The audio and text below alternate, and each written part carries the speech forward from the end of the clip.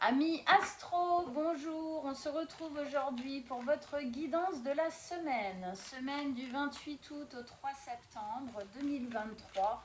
Qu'est-ce que cette semaine qu'est-ce qui se prépare, qu'est-ce qui se fait vivre, qu'est-ce qu'on a peut-être à voir, à sentir, à changer, à comprendre pendant cette semaine. Alors, avec le tarot Oshozen, quel est notre message pour notre semaine là qu'on vient de commencer aujourd'hui, du 28 août aujourd'hui au 3 septembre 2023. On vous écoute. Quel est notre message de base pour cette semaine? L'amitié. Ok, alors on va aller voir l'amitié. Je la cherche et je vous la lis. Alors, l'amitié, je l'ai.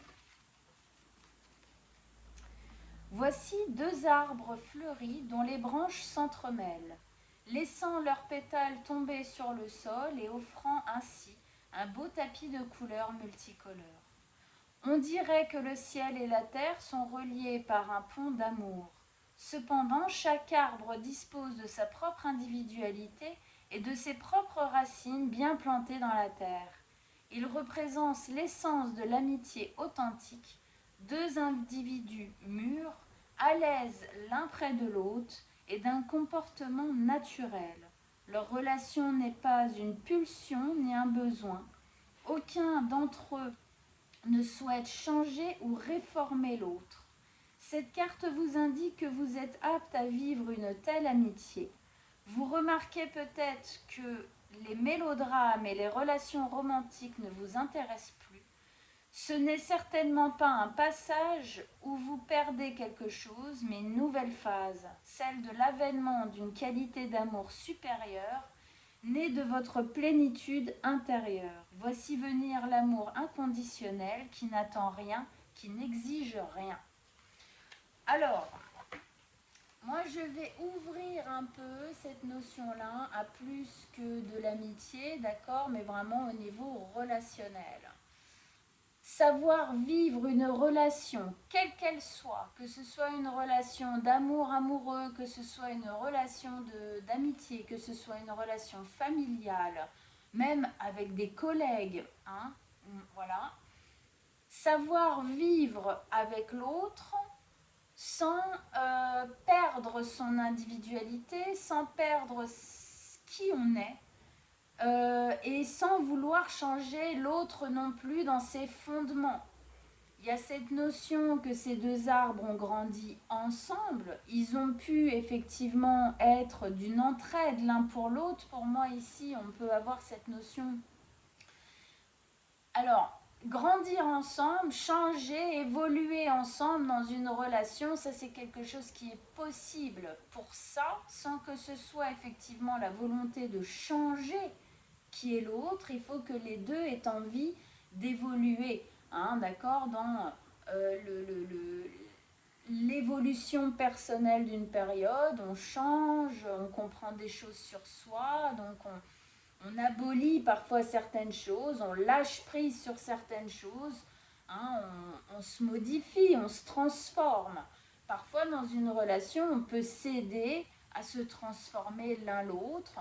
Et même si on ne cède pas, de toute façon, c'est un peu cette notion de grandir, de vivre, d'évoluer. On grandit toute notre vie, on change, on se transforme, on évolue toute notre vie. Ici, effectivement, on est plus axé sur le côté relationnel avec l'autre. Donc, effectivement, grandir avec l'autre, c'est que les deux ont envie de grandir. Les deux ont envie de changer des choses qui ne correspondent pas à lui-même déjà en premier. D'accord? Donc ça, c'est OK. Mais effectivement, grandir avec l'autre sans perdre son individualité. Évoluer, passer... continuer sa vie, son existence, effectivement, quelle que soit la relation. Ici, moi, je l'ouvre, on est là dans cette notion d'amitié, mais on va plus loin que ça, ok, puisque l'amour, on parle ici d'amour inconditionnel, c'est que je t'aime, d'accord? Je grandis, je vis ma vie, que ce soit amicalement, familialement, amoureusement, euh, avec toi, à côté de toi, mais je suis qui je suis. Hein, mes racines dans la terre sont celles de mon histoire personnelle, de ma généalogie, de mon historique, de mes traumatismes, de mes amours, de mes peurs, de voilà, de tout ce qui est fabuleux et en moi aussi. Et ça n'appartient que à une des personnes, ça n'appartient pas aux deux. C'est quelque chose qui est vraiment interpersonnel. Ça ne veut pas dire qu'on ne peut pas le partager avec l'autre, mais c'est quelque chose qui nous appartient. Et pourtant, effectivement, il peut y avoir un mélange, hein, peut y avoir effectivement cette notion d'accepter de vivre avec l'autre, de partager avec l'autre, de s'entremêler avec l'autre. Donc ici, c'est cette notion un peu alors je vais dire couple, mais quand je dis couple, je ne parle pas que couple amoureux, d'accord, hein, c'est deux personnes ensemble, où effectivement peut y avoir une notion de fusion, c'est-à-dire si on ne regarde en fin de compte que les feuilles, on peut avoir la sensation qu'ils ne font qu'un quelque part. Oui, mais non, pas vraiment. Il y a par exemple, amoureusement, souvent, les gens ont tendance à faire une entité entière de deux personnes et parfois oublier qu'ils sont une entité eux-mêmes, à eux seuls. Donc c'est ne pas oublier ça, ne pas pouvoir changer, modifier, transformer l'autre, déjà si l'autre n'en ressent pas le besoin ou n'en a pas l'envie, d'accord? Il faut que ce soit une demande aussi, une envie de l'autre côté, et donc de savoir vivre en accord avec ça, aller à l'amour inconditionnel, c'est-à-dire je t'accepte aussi comme tu es, dans ce qui fait partie entièrement de toi et que tu ne veux pas, pour le coup, modifier. Voilà. Ou peut-être même que tu n'es pas prêt, en tout cas, à modifier. À ce moment-là, c'est un amour plus vaste, plus pur, plus entier, où en fin de compte on est aussi effectivement, comme ils disent, en accord avec soi-même. Pour que ces deux arbres puissent grandir l'un à côté de l'autre et ensemble, ils doivent être dans un premier temps déjà dans une plénitude intérieure énorme. Donc ça nous amène effectivement à cette notion de déjà s'accepter soi-même, travailler sur soi, hein, pour pouvoir être bien dans une relation à l'autre. Ok.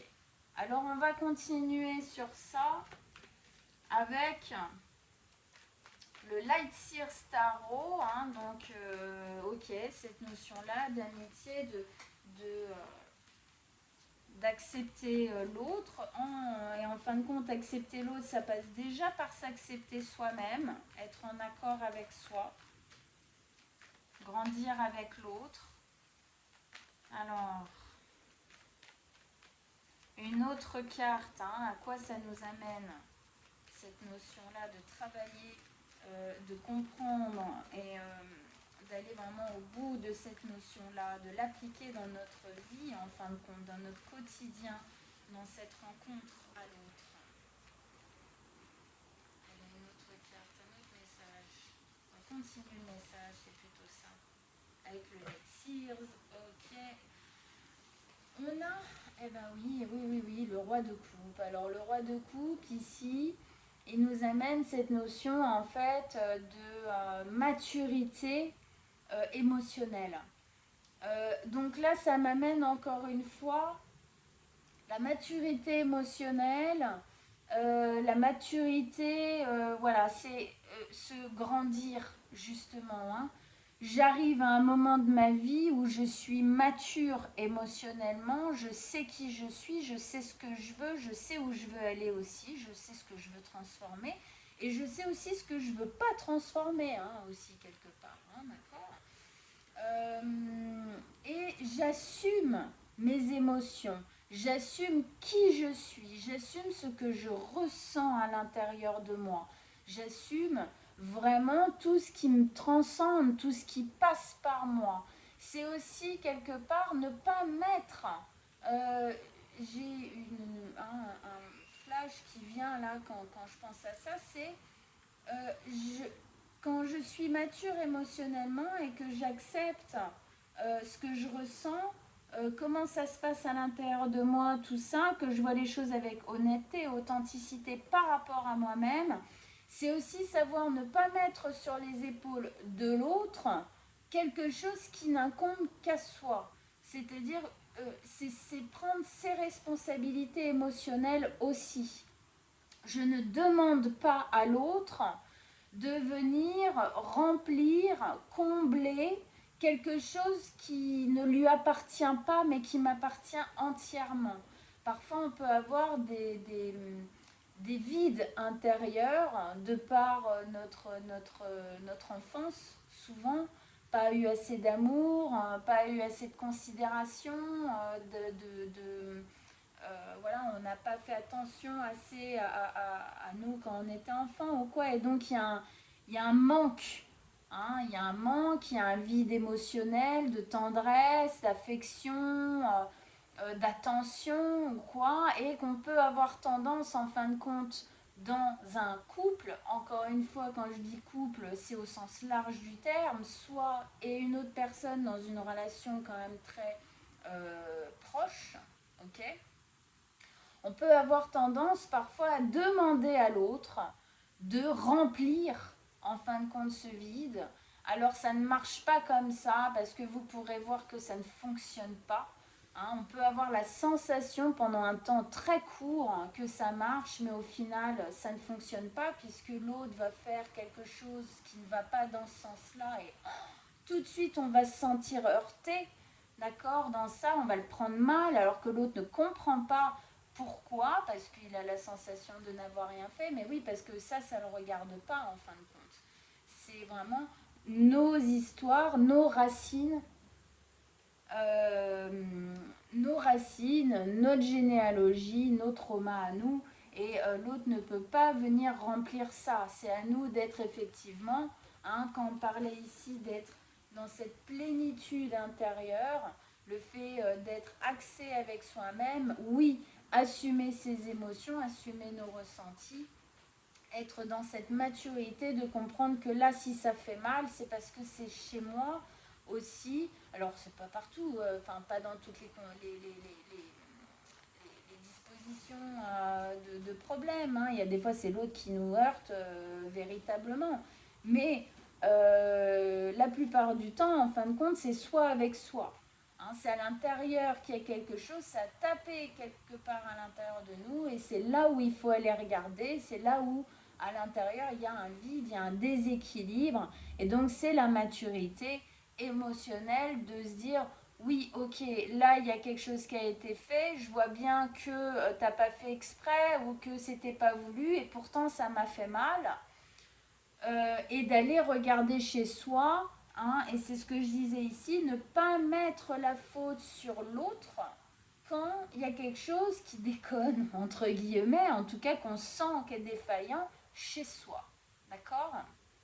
Donc effectivement, travailler sur ça, ça nous amène à quoi? Ça nous amène à être plus en conscience de qui on est. Plus en conscience de qui on est dans le bien, dans ce qui est positif de l'ordre de l'élévation et puis dans ce qui est de l'ordre de ce qui doit être travaillé. C'est pas de l'ordre du mal, c'est pas ça. Hein.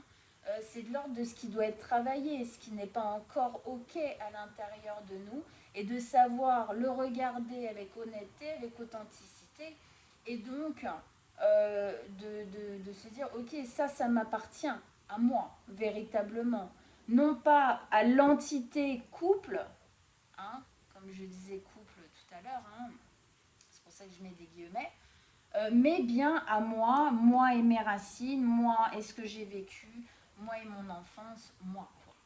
Hein, il y a cette notion quand on est dans des manques affectifs ou quoi, qu'on va demander à l'autre effectivement de remplir quelque chose, sauf que ben, si un jour l'autre il coupe le robinet hein, du don de cette affection ou quoi, on se retrouve, bah, au final c'était un puissant fin, puisqu'on a demandé à l'autre de venir combler quelque chose qui nous appartenait.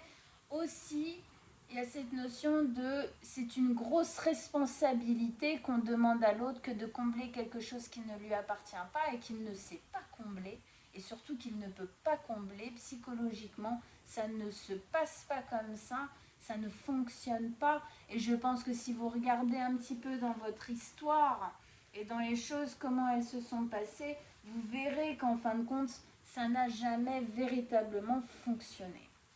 Ok, donc accepter, assumer nos sensations, nos émotions, nos racines, hein, et de voir en fin de compte comment dans une relation où effectivement les choses s'entremêlent, comment ça se fait vivre. Et donc d'aller voir à l'intérieur, on voit ce rayonnement, il est bien à l'intérieur et non pas à l'extérieur.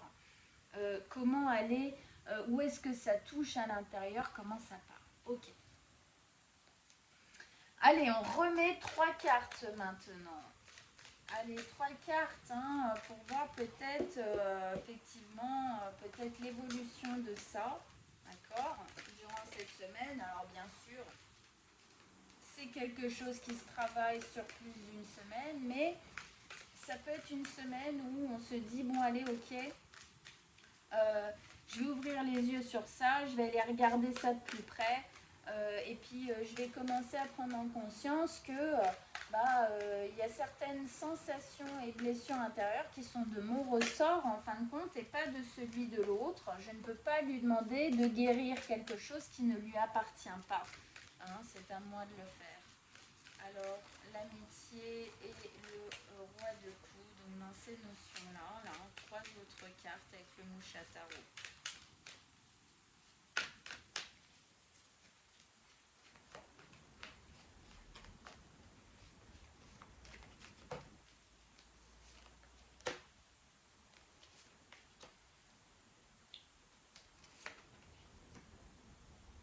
Ok. Ok. Alors, on a 9 de bâton, 8 de bâton et la 2 d'épée. Intéressant. On commence avec la 9 de bâton. La 9 de bâton, ici, elle nous parle de cette fatigue. Oui, parce que, en fin de compte, quand on ne prend pas ça en considération, qu'en fin de compte, ce manque, ce vide, ces douleurs-là nous appartiennent vraiment et que c'est à nous de travailler dessus et qu'en fin de compte on pose ça sur l'autre à l'extérieur, ça amène des conflits, ça amène des incompréhensions, on essaye du coup de faire, de faire changer l'autre alors que c'est soi-même qui doit véritablement changer ici alors on peut faire comprendre à l'autre, lui demander d'essayer de voir s'il peut agir, faire différemment, mais bon, quand même, quand ça blesse à l'intérieur, des choses qui sont au final, parfois c'est des broutilles qui viennent pas piquer comme ça, c'est des disputes, c'est des conflits hein, obligatoirement. Et donc là, on ressent cette fatigue. La fatigue, en fin de compte, peut-être quelque part de se sentir incompris. La fatigue de se sentir peut-être un peu seul aussi là-dedans. Hein. C'est pour ça que, alors ici, c'est pour ça qu'il faut remettre quelque part entre guillemets cette responsabilité à l'intérieur. Et puis l'autre aussi hein, doit prendre la sienne pour lui. Hein, ça ne marche pas que dans un sens, hein, c'est dans les deux bien évidemment, sinon ça ne fonctionne pas, c'est pareil. Mais ici, il y a un besoin de poser les choses. Ça nous amène le fait que du moment où on se dit, ok, c'est pas l'autre là qui a fait au final mal, alors peut-être que l'autre n'a pas été doué dans le truc et tout, on n'a pas bien fait, mais au final, si ça fait aussi mal, c'est parce que quand même, il y a quelque chose qui n'est pas en paix à l'intérieur de nous-mêmes. Et donc là, ça nous montre ce côté, on a besoin de se reposer. Il y a eu beaucoup de batailles, on a beaucoup bataillé pour essayer de se faire comprendre. Souvent, ce genre de choses, ça amène à vraiment cette sensation d'être incompris. Et ça, c'est dur, c'est très, très, très dur à vivre. On se sent très seul là-dedans souvent. Et donc, prendre ça ok, je suis mature émotionnellement. J'assume ce que je ressens, J'ai conscience que ça m'appartient. On parle un peu des racines de chaque arbre qui sont vraiment autonomes, l'un indépendamment de l'autre. Et donc quelque part, ça soulage. Ça soulage, pourquoi? Alors vous pouvez me dire, ouais, oui et non. Alors oui et non, oui quand même, parce que quand on met ces douleurs-là à remplir par l'autre, bah, en fin de compte, on s'abandonne vachement à l'autre. C'est-à-dire que on donne la responsabilité à l'autre, mais l'autre, s'il n'a pas envie de prendre cette responsabilité, bah, on est comme un penaud, quoi. Là, comme ça, bon, bah, si tu veux pas le remplir, bah, du coup, je fais quoi? Que quand on est en responsabilité de ça, ben, on se dit, ok, c'est moi qui suis responsable, c'est moi qui dois prendre conscience de ça, faire les efforts aussi de travail sur soi, de compréhension, d'ouverture de conscience et tout. Mais quelque part, alors peut-être on peut ne pas le voir comme ça tout de suite, mais ça rassure parce que notre vie n'est pas dans les mains de quelqu'un d'autre qui peut en faire tout et n'importe quoi. Ça rassure parce qu'au final, c'est nous qui sommes en gestion de ça. Et je vous assure que c'est beaucoup plus rassurant de se dire que c'est nous qui devons faire quelque chose sur des souffrances intérieures que de le laisser comme ça à volo euh, aux autres, même si c'est des personnes de confiance, bien sûr, parce qu'on ne sait pas ce qu'ils vont en faire. Et parce que de toute façon, ils ne peuvent rien y faire. Et donc, c'est pas du tout rassurant, ça amène que des conflits. Donc ici, on a besoin effectivement, le fait de prendre conscience de ça, de s'en occuper soi, ça permet d'abaisser les conflits, d'abaisser les problèmes et d'être rassuré de pouvoir se reposer un petit peu. Je pense qu'il y a un temps de repos ici avec cette carte qui nous est un peu obligatoire pour se dire, ok, bon, c'est moi qui dois m'en occuper, comment je m'en occupe, qu'est-ce que je fais. C'est aussi des excuses à se donner à soi-même, de se dire parfois, bon, bah, je me suis un peu laissé tomber au final en faisant ça, en donnant la responsabilité à l'extérieur. Maintenant, je vais vraiment m'occuper de moi. Je vais vraiment faire les choses pour moi. Dans cet axe, l'un pour l'un, l'autre pour l'autre, et puis c'est comme ça que les deux peuvent jouer ensemble en fin de compte dans la vie. Tout ça pourquoi? Pour continuer quoi. Elle est toujours debout, elle est peut-être fatiguée, elle est épuisée, elle s'est battue, ça a été dur et tout, mais elle est toujours debout, elle a son bâton à la main, toujours prête à se battre. C'est cette notion que c'est ça qui va vous permettre en fin de compte de continuer de vous battre véritablement dans le bon sens, dans quelque chose qui donnera véritablement des fruits. Avec ça, au milieu, bien sûr, il y a les prises de conscience. Obligatoirement, quand on va vers ce cheminement-là, de se réapproprier en fin de compte nos douleurs, même si ça ne fait pas plaisir, et de se dire, bon ok, c'est moi qui fais maintenant, c'est moi qui vais m'occuper de moi, parce que clairement, quand je laisse les autres s'occuper de moi, par rapport à ça, c'est cata, quoi. C'est cata, ou alors ça donne pas grand-chose, quoi. Puis au final, c'est souvent une grosse désillusion. Donc non, je vais m'en occuper moi. Alors obligatoirement, quand on passe par ça, dans cette zone de ok, je me recentre pour continuer à me battre, mais à me battre axé, à me battre correctement, vraiment pour moi. Et donc, ce qui fera que cette relation sera beaucoup plus belle aussi parce qu'elle sera inconditionnelle. Ok, ça passe par ça. Euh, il y a des prises de conscience, il y a des prises de conscience énormes.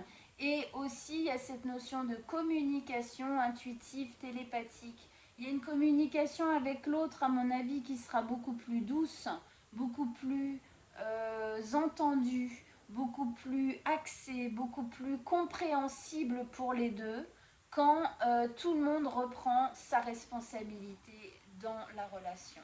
Ok, il y a de la compréhension chacun de son côté, il y a de la compréhension aussi par rapport à l'autre quand soit on fait le chemin pour soi, parce que quand on fait pour soi, on prend conscience de choses et quand on regarde l'autre, on se dit ah ouais mais en fait c'est pour ça que tu fais ça, c'est pour ça que tu prends ça comme ça, quand moi je dis ça alors que je veux pas du tout amener ce genre de notion et toi pourtant tu le prends comme ça, hein. Quand on comprend pour soi, on a plus de facilité à comprendre l'autre aussi. Ça c'est important de prendre en conscience, de le savoir. Ok. Et effectivement, pour moi, il y a une communication qui est plus limpide, qui est plus facile. Dès que chacun reprend aussi sa part, en fin de compte, vraiment. Mais sa vraie part. Ok. Alors ici, euh, on a la 2 d'épée. La 2 d'épée, elle nous amène une notion de choix, de prise de décision, mais qu'on a du mal à prendre. D'accord.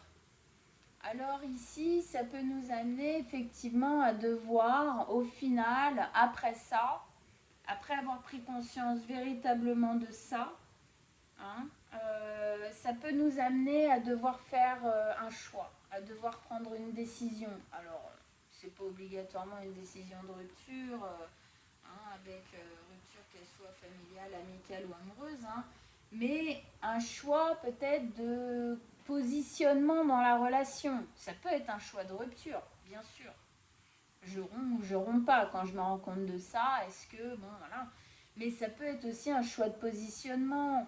Ça peut être aussi un choix de, bah, est-ce que je vais voir un thérapeute ou pas, hein, pour m'occuper justement de ça. Si je prends ça en considération, si je prends ça à bras le corps, hein, bon, bah, faut peut-être que j'en fasse quelque chose parce que clairement, ça, ces choses-là, on ne peut pas s'en occuper tout seul. On a besoin de quelqu'un qui a un regard très objectif et puis professionnel aussi sur la question pour nous aider hein, à nous faire avancer, à nous faire prendre conscience aussi encore hein, d'autres choses. En tout cas, voilà, ça va nous amener à faire des choix, à prendre des positionnements qui vont pas être évidents à prendre. Pourquoi je dis ça? Parce que c'est des épées et donc on voit bien, elle a les yeux bandés hein, sur la carte. Ok. Ça montre en fait que ce choix, ce positionnement, elle essaye de le prendre avec sa tête. Et ici, on dit bien, hein, roi de coupe, roi de cœur, c'est apprendre avec le cœur, avec les sensations, avec les émotions, avec les ressentis, et non pas avec la tête. Ces choix-là que vous avez peut-être déjà en tête ou que vous aurez par la suite en tête, ne restez pas bloqués dans votre raisonnement. Ces choix ne doivent pas être pris de manière raisonnée, c'est-à-dire A plus B, machin, mais qu'est-ce que je ressens, de quoi j'ai besoin. Ces prises de conscience-là, elles m'amènent à ressentir quoi, à avoir envie de quoi, à avoir besoin de quoi. C'est là où se posera ce choix, cette décision, et non pas dans votre tête, parce que votre tête, elle est emplie des peurs qui vous ont amené à balancer votre vide sur l'autre pour que l'autre le gère à votre place, parce que nous-mêmes, bah, parfois, on a peur de mettre le nez dedans, et donc on se dit, bah, si les autres, ils le font à ma place, c'est très bien, mais ça marche pas.